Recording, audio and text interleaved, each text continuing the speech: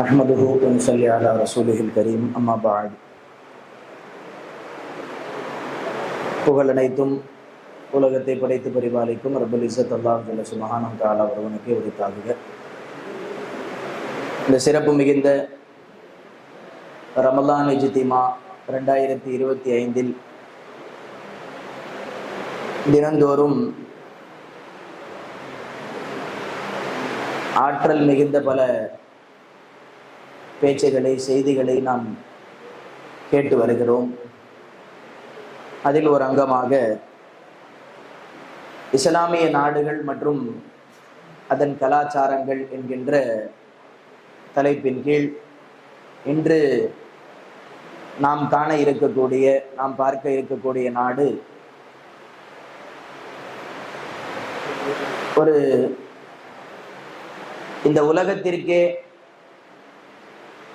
கலாச்சார மையமாக திகழ்ந்த ஒரு நாடு.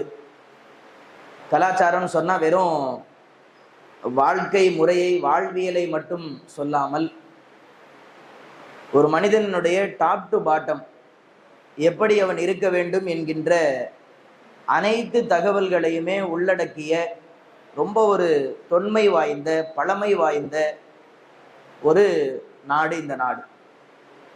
நம்ம அரபி கிதாபுகளில் படிக்கும்போது பாரசீகம் அப்படின்லாம் நம்ம என்ன பண்ணுவோம், படிப்போம்.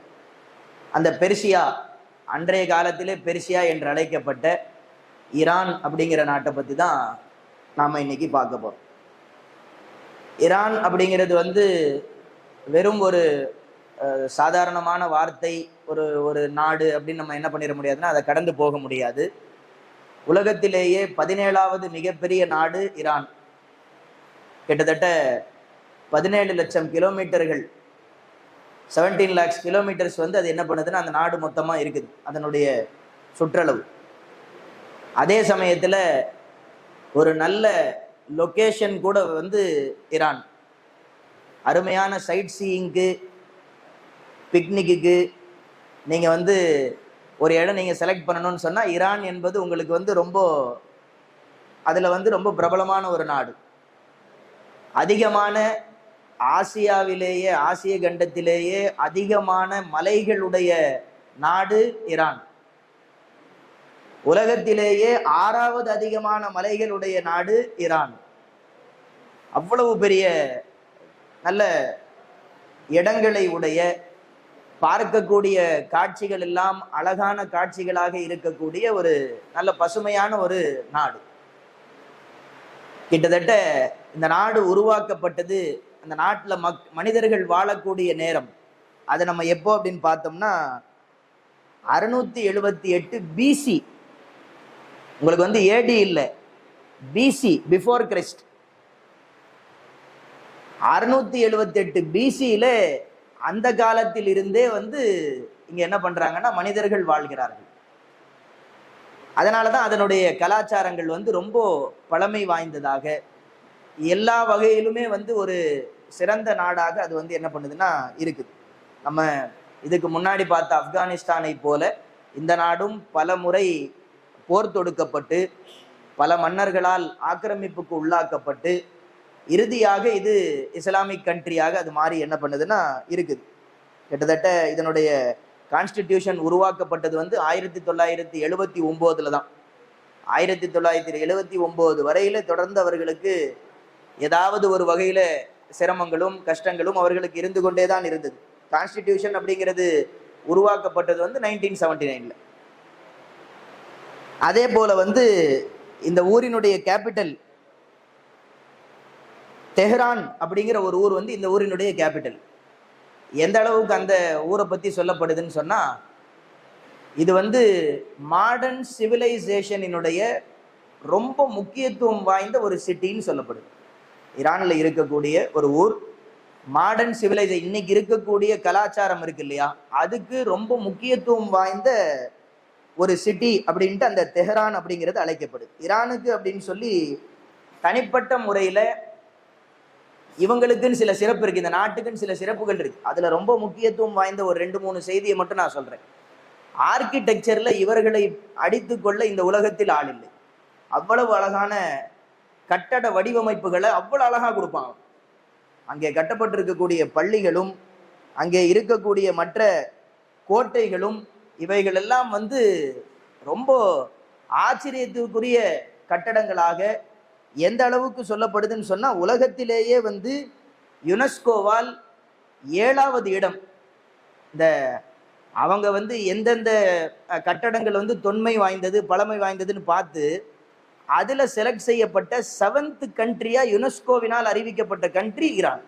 அவ்வளவு தூரம் அவர்களுடைய ஆர்கிடெக்சர்ஸ் வந்து ரொம்ப அழகான ஆர்கிடெக்சர்ஸ். அதே போல் வந்து இவர்களினுடைய இன்னொரு முக்கியமான ஒரு அங்கம் என்ன அப்படின்னா, வீவிங் அப்படின்னு சொல்லக்கூடிய அந்த நெய்தல், துணி நெய்கிறோம் இல்லையா, அந்த துறையிலும் இவர்களை மிஞ்சிக்கொள்ள இவர்கள் அந்த எழுத்துக்களை எல்லாம் வந்து அப்படியே வந்து துணியிலேயே எழுத்த கொண்டு வராங்க இல்லையா, ஆயத்துகளை எழுதுறது அல்லது வந்து வேற ஏதாவது வந்து வசனங்களை எழுதுறது அல்லது வந்து படங்களை வந்து அப்படி துணியிலேயே அப்படி இன்னைக்கு வந்து பிரிண்டிங்ல வருது.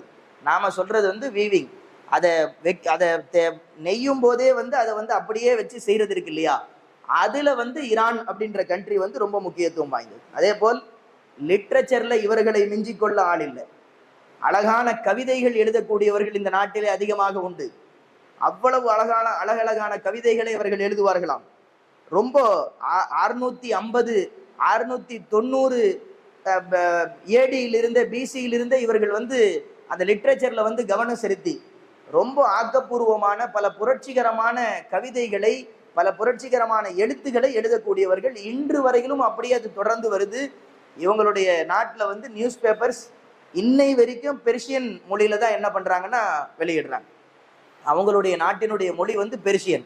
அந்த மொழியில என்ன பண்றாங்கன்னா ஃபாரிசி சொல்றோம் இல்லையா, அந்த மொழி, அதுல என்ன பண்றாங்கன்னா இன்னை வரைக்கும் அவங்க நியூஸ் பேப்பர்ஸ் கொடுத்துக்கிட்டு இருக்கிறாங்க.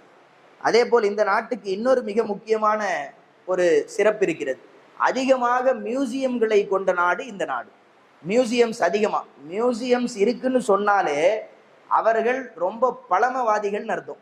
ஏற்கனவே பயன்படுத்தப்பட்ட நம்முடைய முன்னோர்களால் அது வந்து சிறப்பாக கையாளப்பட்ட அவர்களுடைய போர் தளவாடங்களையோ அல்லது வந்து வேற ஏதேனும் பொருட்களையோ தான் மியூசியம்ல கொண்டு வந்து வைப்பாங்க. இந்த நாட்டுக்கு பேரே வந்து அதிக மியூசியம் உள்ள ஒரு நாடு தான் வந்து ஈரான். அப்ப பாருங்க எவ்வளவு தொன்மை வாய்ந்தவங்களா இவங்க இருப்பாங்க அப்படின்னு. அதே போல இவங்க கிட்ட வந்து மியூசிக், டான்ஸ், இந்த ரெண்டுமே வந்து இவர்களுடைய கலாச்சாரத்தின் ஒரு முக்கிய அங்கம். அழகான மியூசிக் என்ன பண்ணுவாங்க, இவங்க இசையமைக்கக்கூடியவர்கள். டான்ஸ்ல வந்து ரகரகமான டான்ஸ் வந்து இவங்க என்ன பண்றாங்கன்னா அறிமுகப்படுத்தக்கூடியவர்கள்.